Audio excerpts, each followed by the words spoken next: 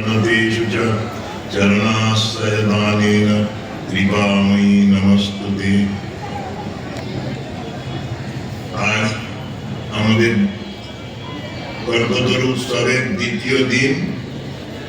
এই বিকেলবেলায় ধর্মসভায় উপস্থিত হয়েছেন শ্রীমৎ স্বামী সত্যেশানন্দজি মহারাজ, সহকারী সাধারণ সম্পাদক রামকৃষ্ণ মঠ, রামকৃষ্ণ মিশন, বেলুড় মঠ। আমাদের সাথে আছেন আজকে মঞ্চে স্বামী বেদ পুরুষানন্দজি মহারাজ,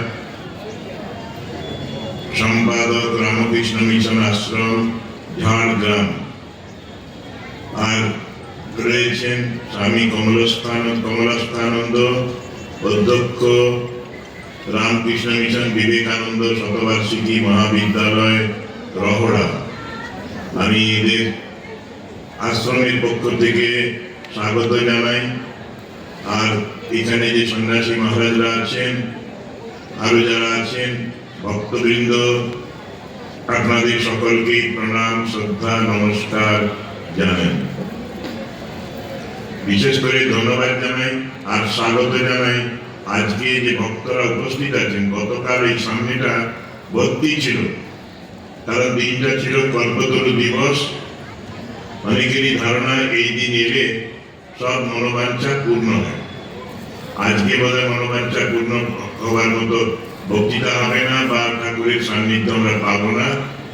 তবু যারা এসেছেন ঠাকুরকে ভালোবেসে আপনাদের আন্তরিক স্বাগত, শুভেচ্ছা জানাচ্ছি।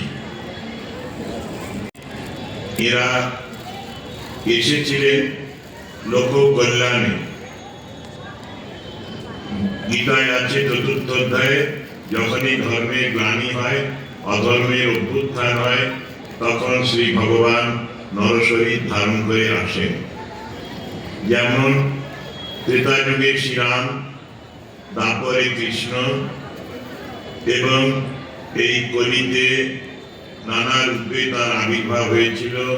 বুদ্ধ, চৈতন্য, শঙ্কর, এবং ইদানিং কালে ২০০ বছরেরও কম ওই ঠাকুর এসেছিলেন শ্রীরামকৃষ্ণ। এবং শ্রীরামকৃষ্ণ তার পরিকরদের নিয়ে বা পার্শ্বদের নিয়ে অবতীর্ণ হয়েছিলেন। নিজে আসার আগে ডাক দিয়ে এসেছিলেন স্বামীজিকে, এবং ওই যাত্রা দেখতে গিয়েছিলেন। মা তাকে নির্বাচন করেছিলেন।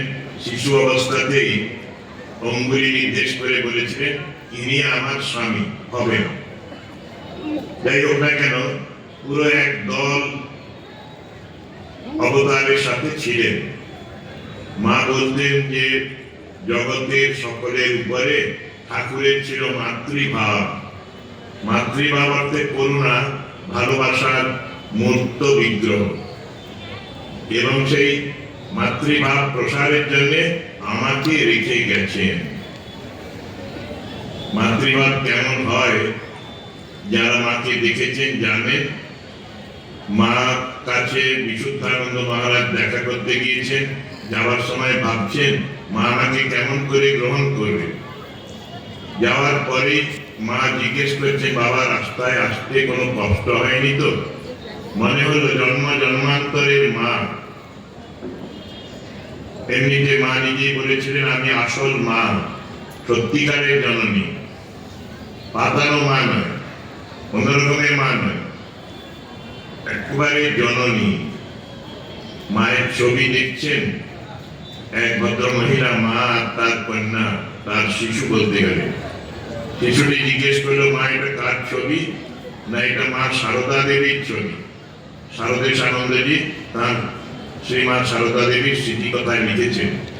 তারপরে শিশুটি বলছে, না, এ তো সারদা দেবীর ছবি না, এ তো তোমার ছবি।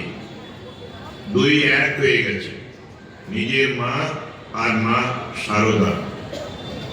মায়ের সন্তান ছিলেন যারা, আমরা তাদের কিছু কিছু দেখেছি।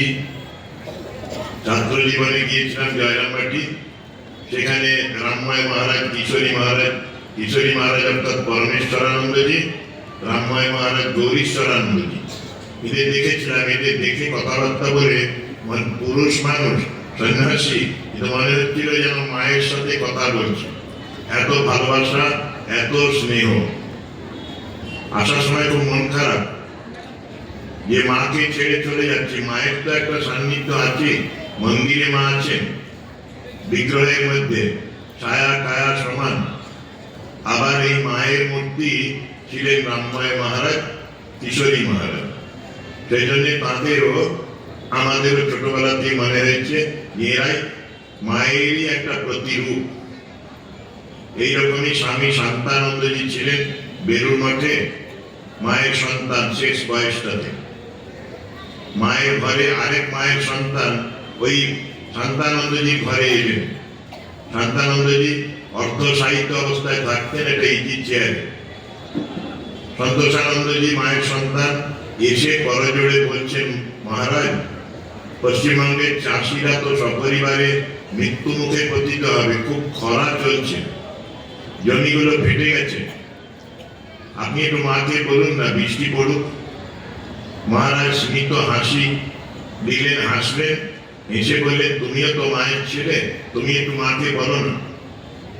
পরমুহূর্তে দেখলাম দুইজনই করজোড়ে ইনি শুয়ে আছেন, অর্ধসাহিত অবস্থা, হাতটা শোয়া মতো এল টাইপের, আর সন্তোষানন্দজি দাঁড়িয়ে।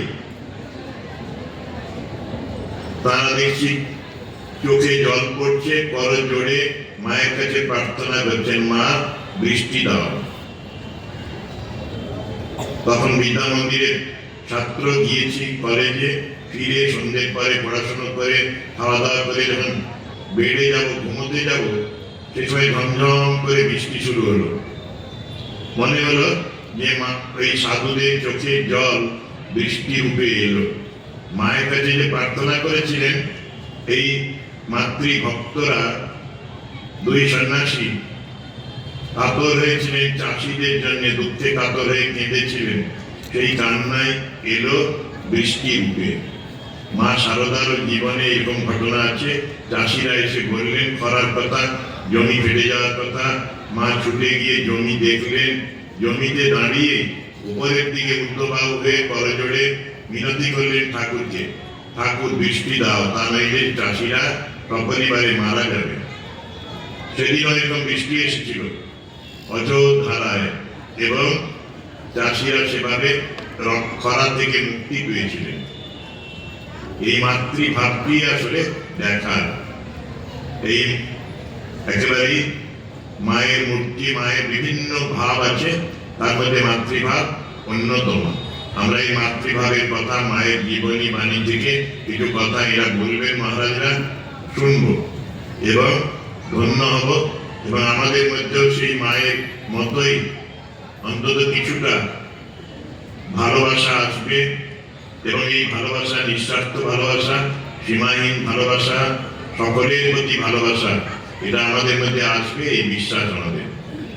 মা সকলকে আশীর্বাদ করুন, সকলকে মাতৃভাবে মুগ্ধ করুন, স্নিগ্ধ করুন, সমৃদ্ধ করুন, পূর্ণ করুন। মায়ের কাছে আজকের দিনে এই প্রার্থনা জানাই। ওম জননীং শারদাম দেবীম রামকৃষ্ণং জগদ্গুরুং পাদপদ্মে তয়োশ্রিত্বা প্রণমামি মুহুর্মুহুঃ।